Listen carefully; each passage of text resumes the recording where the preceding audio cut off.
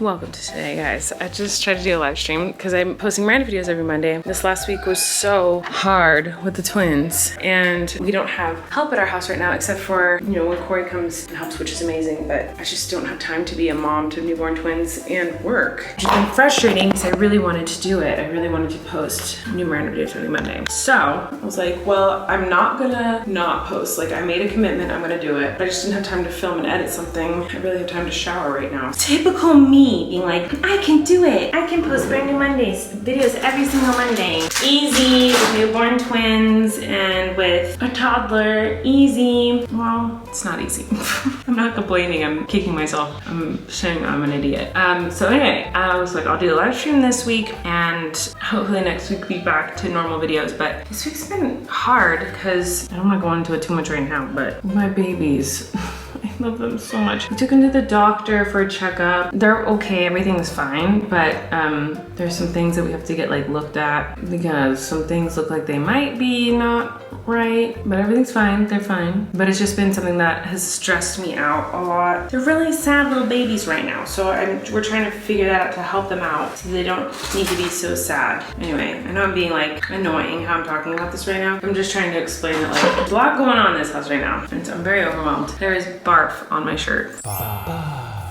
All right, anyway, I just did a live stream as Miranda. In it, I started laughing, I broke. And usually when I break as Miranda, it's obvious why. You guys can like tell because like someone did or said something that made me laugh. But this time, I just out of nowhere started laughing. And it's because you guys are so funny. And you guys are always the ones that make me break and laugh. So I was sitting there and I just started staring at nothing. Like as Miranda, I just started like staring and stopped talking for a long time.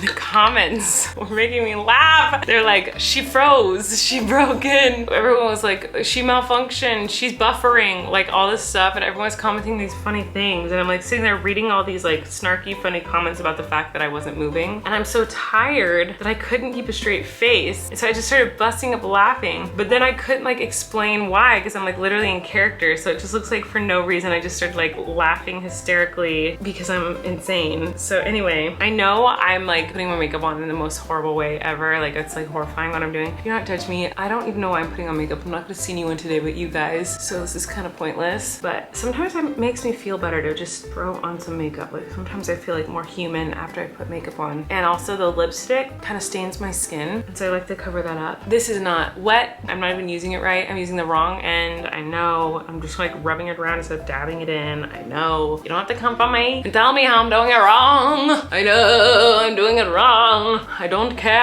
Anyway, all that being said, I have a bunch of doctor's appointments to make this week for the babies. And I'm very overwhelmed and stressed and beyond exhausted because the babies have decided that they just don't want to sleep at night anymore. They used to sleep and I could get like an hour nap in a few times throughout the night, which was hard, but at least it was better than nothing. And now it's like if one baby falls asleep, the other one wakes up. One of the biggest one of the biggest pieces of advice that I got from twin moms was put the babies on the same schedule. Make sure they stay on the same schedule, meaning they eat at the same time, they sleep at the same time, you do everything at the same exact time. And that way you get breaks. So like if you feed them both at the same time, then you can have like a couple hours in between feedings for yourself, as opposed to like feeding one baby and then an hour later feeding another baby and then an hour later you have to feed the next baby again. So in theory, that makes sense. The problem is I have two very different children and Wesley is hungry all the time and he eats way more than she does, he poops way more than she does. And Maisie, if I only had one or the other, like Wesley would be eating like every 3 hours, like 4 or 5 ounces, like pooping constantly. Maisie would just like sleep forever and then she'd wake up to eat, or I'd have to wake her up to eat every once in a while at the allotted time periods, whatever. But I literally every feeding, because we want to keep them on the same schedule, every feeding I have to wake her up. Then she doesn't want to eat, she's not hungry, she's fussy, she's upset because I like woke her up because her brother wants to eat again. So this whole like keeping them on the same schedule thing, it's brutal because I'm like, I just want to let her sleep and I want to let her eat when she's ready to eat. I don't want to force her to eat if she doesn't want to eat. So, I mean, they're both healthy and they're fine and they're both eating how much they should be eating, but just Wesley's eating so much. He's already a pound bigger than Maisie, which is a lot. It might not sound like a lot, like a single pound, but like for babies that small, like she's only 8 pounds and he's 9 pounds. When they're that tiny, it makes a big difference. But yeah, anyway, why was I talking about this? Oh, I'm getting to the point where like everyone gives that advice of like, make sure to keep them on the same schedule. But I'm like, kind of like, I'm gonna try maybe not doing that for a minute. And I know any twin parent out there is like, don't do it. But like, I'm awake all the time anyway. All I do is be with the babies anyway. And it's such a struggle to get Maisie to wake up and eat her food. I'm like, I might as well just like let her eat when she's hungry. And I mean, make sure obviously she's eating at the right times, but not force her to eat like when Wesley wants to eat, and just see how it goes. And like, no, they're just not gonna be on the same schedule and like whatever. Because also Maisie breastfeeds better when I let her wait until she's hungry. And so I feel like I could get her to breastfeed faster if I wasn't like forcing her to breastfeed when she didn't want to. Okay, bye. Okay, I am making a bottle right now for Miss Maisie, and Wesley's eating his bottle right now. So I have a system, a crazy system with my bottles. I have a bucket over there for dirty bottles and dirty bottle parts. On the freezer where I have my frozen milk, I have their formula that I put into, they're still only on my breast milk. I'll talk about that in a minute. And I fortify my breast milk with this. So I just put a little bit of this in there to give it a little bit extra calories. And I have a container full of these things that help the bottles not have as much bubbles in it so they don't get as gassy. It's supposed to help with colic, but I hate when products say they help with colic because like nothing helps with colic. And they're bottle tops in this little thingy. And then in another bucket, I have the actual bottles because in the fridge over here, I have the milk stored in these little bottles. And I saw someone comment like, Colleen, you idiot, don't you know that you can put this on your pump and you don't have to use the little bottles. You can just use these only and then pour the little bottles into this. But I have a system because I pump with those little bottles, and that way I know which bottles are new and old, because you have to use your milk by a certain time. And I have 2 babies and a lot of milk is happening all over the place. So it's like important to keep it organized, like which milk is the oldest to the newest and which milk is frozen that I've de-thawed and like all that stuff. And so I just have a system with it. I'm not gonna explain it, but trust me, like I know these hook up to my breast pump, but I don't use them in that way because like I fill up the bottles, these bottles at night, and I put them in an order, and then I have the, just trust me, I have to use the little ones and the big ones. It's the way my brain is wired. I just need it. So anyway, I have my bottle warmer on top of the fridge. Everything's laid out perfectly, basically. I'm a very messy, unorganized person in life, but when it comes to my babies, I'm like very particular about how I do it. Oh, and I have my Hakas here in case they want to ever use my Hakas, and I have all their like supplements or vitamin supplements, whatever, that I drip into their bottles. And up here behind you, there is, I'm not gonna show it because there's phone numbers on it, but there's a whiteboard that has like, this is when Maisie gets her vitamin D, and this is when Wesley, this is how much iron Wesley needs in his bottles, and this is how many mLs they're eating and how many hours, and I can write down what times they're eating and the phone numbers of like our doctor and the NICU and all the information. So in case I ever have to go somewhere or do something, someone else, it's all right here. All the info's right there. Anyway, I tried giving Wesley formula last night, just a plain bottle of formula, which he's never had yet, because I know I'm gonna have to transfer to formula soon because I'm running out of breast milk. He hated it. He was like gagging and like spitting it out. I was like, how am I gonna do this? Because I'm running out of breast milk. Like I'd say like in less than a week, I'm gonna, not like completely, I still have milk coming out of my breasticles, but my frozen milk. So right now they're eating all my breast milk, and then I'm like 2 meals a day, 2 bottles a day for each of them is frozen milk that I have thawed. So that means 2 bottles a day for them. When my milk runs out of the freezer, it needs to be formula. They're gonna have to have 2 bottles a day, at least, of formula pretty soon. And so I was trying to introduce it to him so like he could get used to it before, so it's not just like a jarring shift. So I didn't give him a full bottle, I was just like letting him taste it and try it, and he said, no thank you ma'am, I want to return this and I would like my money back. This is not what I ordered. He did not like it. So that was disappointing. Anyone with advice on that, please let me know, because our doctor wants them to still have the 22 calorie fortified formula because they're so tiny. I haven't tried Maisie yet, but anyway, I'm gonna go give Maisie this bottle. Tortilla talk. It's a tortilla talk. Hi guys, I'm gonna answer some tortilla talk questions tonight, and then I'm gonna take a shower and go to bed. Sorry nothing happened in today's vlog, but I'm also not sorry because I did what I could, and that's all I can do right now. Okay, Aubrey said, tortilla talk question, since you've been really exhausted with the twins and don't sleep much, has it helped keep your mind off your dermatillomania?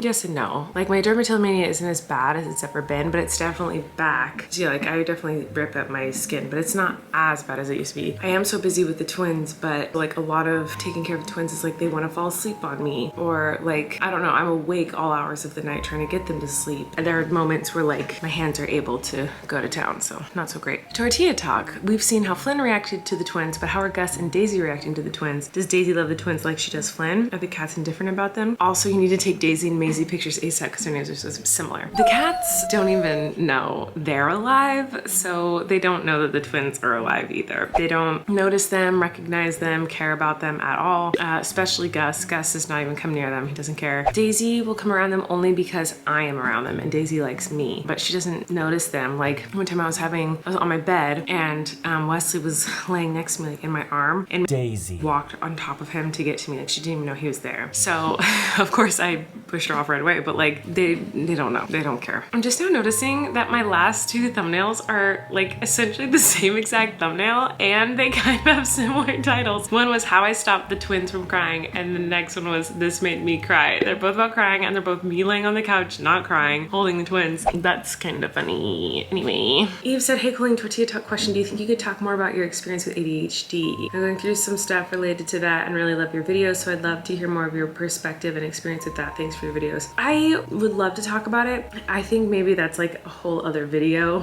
I've talked about it a lot on here, but I don't know. I don't really even know what to say. It's something that like I've always had, but I didn't know that I had it. I always had a preconceived notion of what ADHD was, and I thought it was just like people who are hyper and can't focus. I didn't think it was like a lot of other things. How I found out actually that I had ADHD was because I have dermatillomania, and I was diagnosed with that, which is the skin picking disorder. And then I was trying to figure out why I have that, how that started, and because I needed to figure out why I have it and how I got it in order to help figure out how to fix it. And usually dermatillomania stems from OCD. I was going to a therapist for OCD, but I didn't relate to a lot of that, and it didn't seem to really fit me. And so we were trying to figure out what it could have been and where it came from. And it stems from my ADHD. And so that's how I found out I had ADHD. And then when I learned more about ADHD, I was like, holy smokes, I didn't know it was all of these other things. So it's where my depression, anxiety, dermatillomania, my extreme emotions, and there's like a million things like I just didn't even realize were a thing, and didn't realize they were related to ADHD until I was diagnosed and started learning more about it. I don't really know what else to say about it right now because it's like such a deep, long topic that I could go on and on about like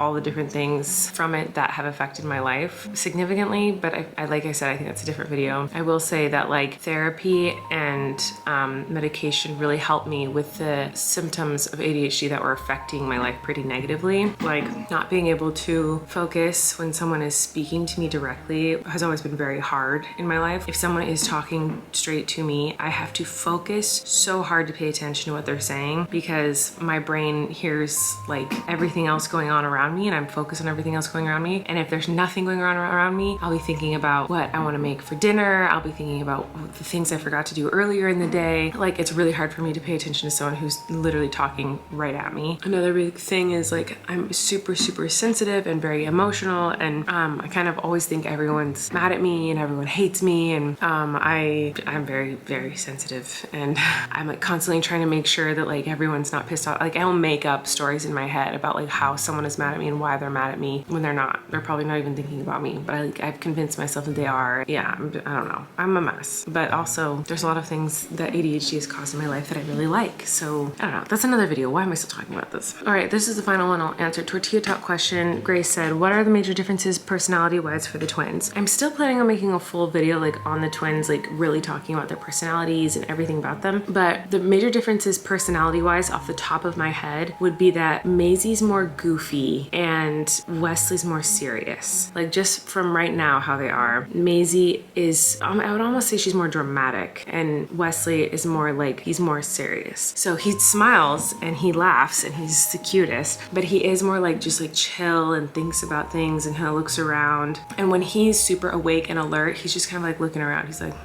interesting. Whereas when Maisie's awake, she's like, like she's making the craziest faces in the world. When Maisie cries, it's like 0 to 100. She doesn't give you warning. She's just like, I'm gonna scream out of nowhere. And Wesley will kind of grunt and get frustrated and get uncomfy, and like it like grows until he starts to cry. But yeah, the major differences I think is Maisie's more dramatic and expressive and more kooky and silly, and Wesley is more like serious and predictable, maybe would be a good word. I don't know, that's a bad word to explain him. I don't know. That's like, if I had to say something really quickly, that's the first thing that comes to mind. Anyway, I'm gonna shower and go to bed. I love you guys, and I'll see you someday later.